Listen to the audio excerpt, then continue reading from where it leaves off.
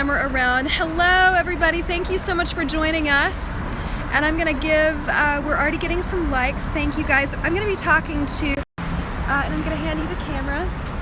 So, as you guys know, I'm Margaret Hall reporting for Right Side Broadcast Network. I'm here with a former member of Congress, now a consultant, Mr. Michael Patrick Flanagan. We're going to weigh in on the wiretaps, what they mean. You know, they're headlining. They've been on every major news circuit all morning long. Do you think that there's an issue? So the assertion is, Trump's tweeting out that the Obama administration actually wiretapped him, as you know.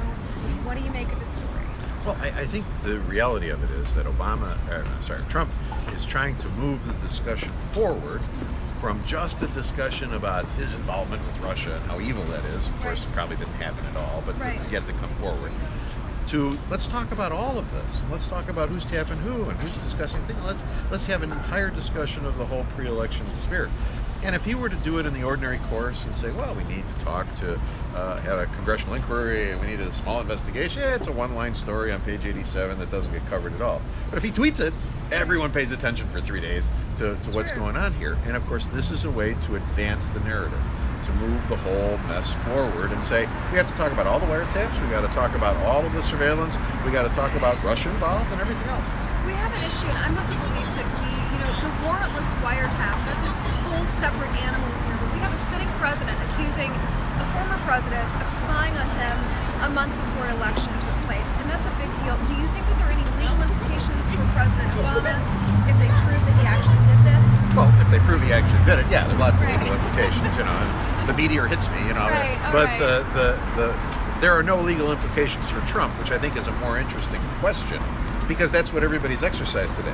There's no news story saying, well, let's ask Obama if this is true, and let's discuss with President Obama why he did this, or let's accuse him of doing it. No, all the stories today are about Trump, and how can he dare make this accusation about the sainted Obama?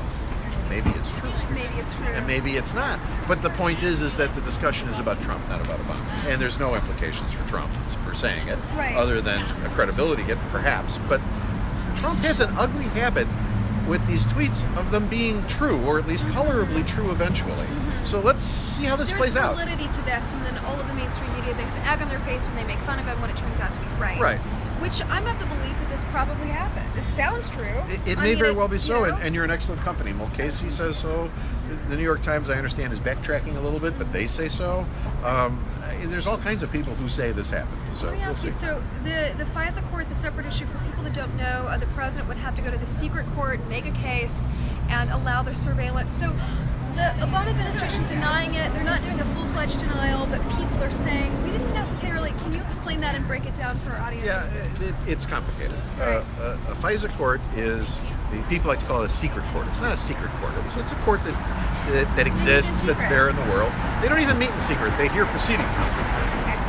And the warrants placed before them are generally not public in view, which is not the same thing as secret. But that's government weasel wording. But I'm there. Like a member of Congress I know, now. I know. But there is a difference here. The long and the short of it is that the warrants are almost never denied. They're almost always granted. Always, always, always, always.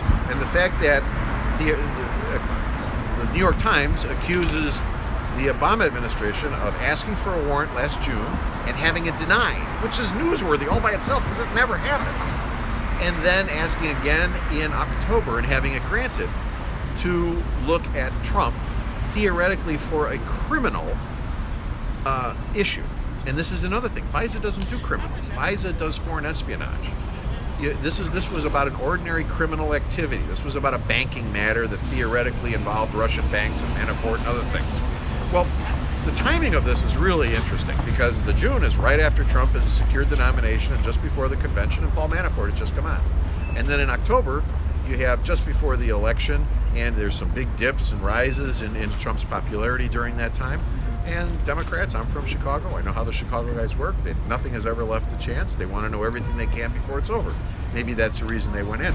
But the banking reason doesn't really hold up anymore because Manafort's gone by October.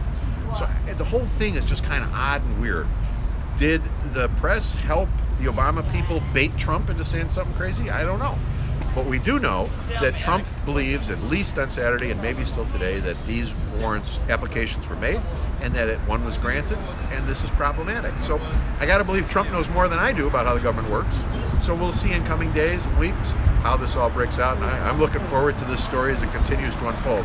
And as for Mika this morning, get analysis, sweetie. And, if you're having a tough time, get yourself on a couch and have someone look at you, and it'll be okay. I promise. Your government is fine. He's referencing, for those of you who don't know, and I'm sure we've got live stream questions pouring in. Is there anybody that wants to know anything that has a question for Michael, perhaps related to the story that we're covering? Can you see anything for him? No. Nobody cares. All right, so we're gonna keep going. Standing in front of Starbucks, we don't. I don't know if you can see the Starbucks logo. I've actually been boycotting them since CPAC, and our connection might be a little slow here, but based on their political stance, we're just borrowing their Wi-Fi. We're not actually dining inside, just for anybody who cares. I'm going to sign off now before we lose our connection. I'm Margaret Hull reporting for Brightside Broadcast Network with the lovely former congressional member, Lovely. Michael Patrick Flanagan, now a consultant. Always a pleasure, sir. Anytime. Very pleased to. Thank you.